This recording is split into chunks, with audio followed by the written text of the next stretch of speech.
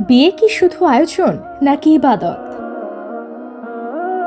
বাঙালির হাজার বছরের ঐতিহ্যে বিয়ের আয়োজনটা হয়ে আসছে উৎসবের মেজাজে। এর সাথে যুক্ত হয়েছে ইসলামিক রীতি। এখন ইসলামের চোখে বিয়ে কি শুধুই একটি আয়োজন হয়ে থাকবে নাকি ইবাদতও?